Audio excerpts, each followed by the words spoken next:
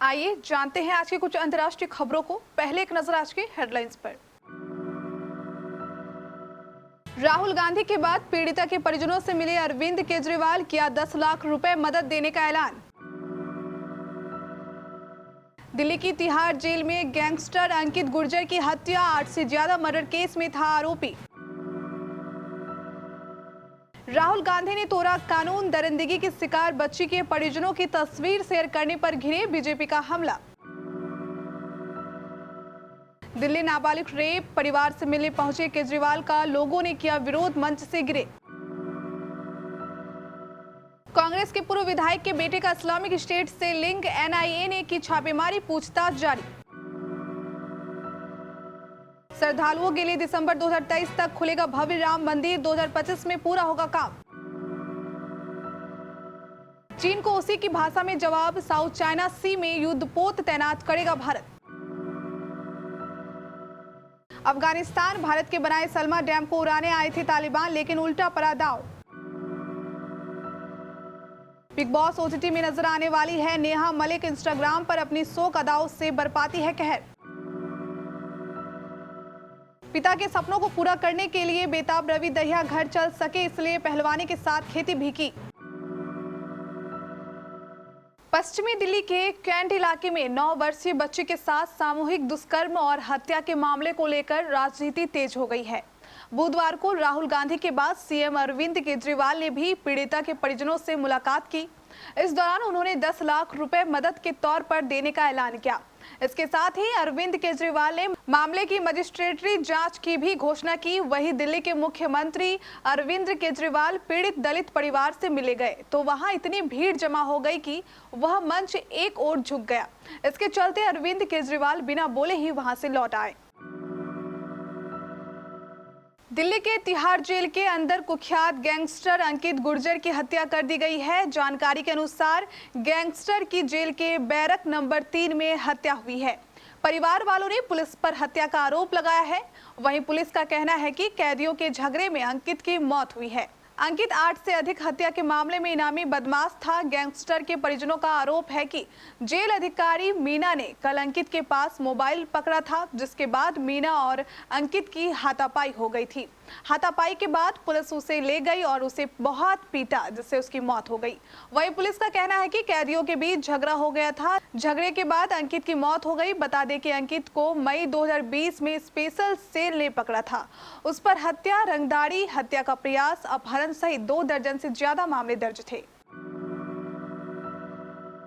दिल्ली के नांगल गांव में दरिंदगी का शिकार हुई 9 साल की दलित बच्ची से मिलने पहुंचे राहुल गांधी अपने एक ट्वीट के चलते घिर गए हैं। राहुल गांधी ने बुधवार सुबह जाकर बच्ची के परिजनों से मुलाकात की थी और उनके साथ मिलकर न्याय के लिए संघर्ष करने का भरोसा दिया था। बच्ची के परिजनों को राहुल गांधी ने अपनी कार के अंदर ही बैठाकर बात की थी। इसके बाद उन्होंने उनकी तस्वीर भी सोशल मीडिया पर शेयर कर दी थी। इस तस्वीर में राहुल गांधी के साथ बच्ची के माता पिता नजर आ रहे हैं। अब बच्ची की पहचान उजागर करने को लेकर राहुल गांधी घिर गए हैं। कानून के मुताबिक किसी भी नाबालिग रेप पीड़िता की पहचान उजागर नहीं की जा सकती। दिल्ली कैंट इलाके में 9 साल के मासूम के कथित रेप और हत्या का मामला गर्माता जा रहा है। पीड़ित परिवार दोषियों को फांसी देने की मांग कर रहा है। कई नेता पीड़ित परिवार से मिल रहे हैं। इसी बीच बुधवार को दिल्ली के मुख्यमंत्री अरविंद केजरीवाल जब परिवार से मिलने के लिए पहुंचे तो उन्हें विरोध का सामना करना पड़ा। कुछ लोगों ने सीएम केजरीवाल का विरोध किया। हालांकि बाद में सीएम मंच पर पहुंचे, लेकिन धक्का मुक्की और विरोध के चलते वे मंच से गिर गए। उन्हें सुरक्षा कर्मियों ने संभाला। इस दौरान लोगों ने नारेबाजी भी की। इसके बाद सीएम गाड़ी में बैठकर वहां से रवाना हो गए। इसके अलावा दिल्ली सरकार ने पीड़ित परिवार को 10 लाख रुपए आर्थिक मदद देने का ऐलान किया है।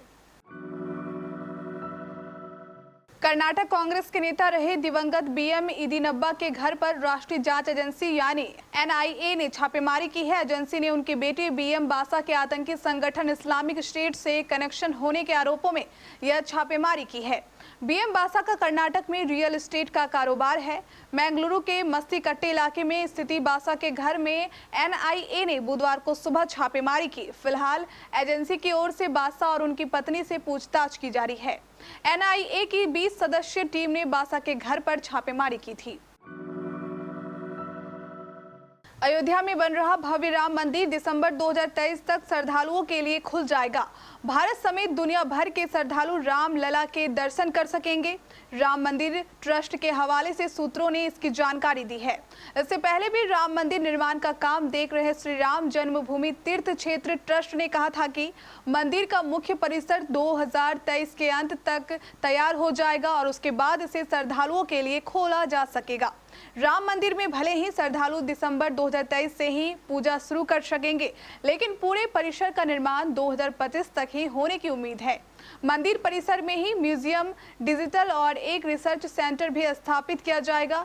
म्यूजियम और आर्काइव के माध्यम से लोग अयोध्या और राम मंदिर के इतिहास के बारे में जान सकेंगे। इसके अलावा हिंदू संस्कृति के बारे में भी बताया जाएगा।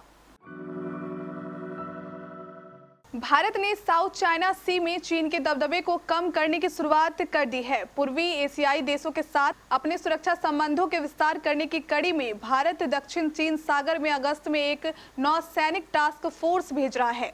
भारतीय सेना परंपरागत रूप से चीन का विरोध करने से बचती रही है, लेकिन लद्दाख में सैनिकों के बीच झड़पों के बाद चीन को लेकर भारतीय सेना बेहद सख्त दिखाई दे रही है। चीन के खिलाफ अमेरिका भी भारत का खुलकर साथ दे रहा है। अफगानिस्तान के हेरात प्रांत में भारत के बनाए सलमा डैम पर हमला करने आए तालिबान आतंकवादी को भारी नुकसान उठाना पड़ा है।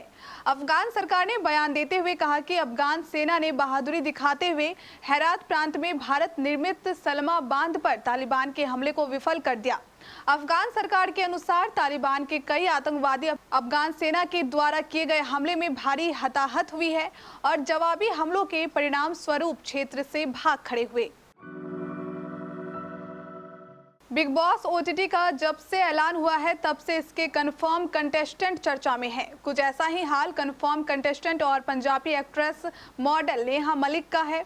एक मीडिया रिपोर्ट के मुताबिक Neha Malik big boss OTT में कंटेस्टेंट है। वह जल्द ही टीवी पर अपनी खूबसूरती और शोक अदाओं से लोगों को रूबरू कराएंगी। नेहा मलिक पंजाबी म्यूजिक वीडियो के अलावा बॉलीवुड के कई सारे म्यूजिक वीडियो में काम किया है। इतना ही नहीं, इन्होंने पंजाबी सीरियल में काम किया है। नेहा मुसाफिर, गांधी फिर आ गया और आई प्रॉमिस जैसी 3 फिल्मों में नजर आ चुकी है।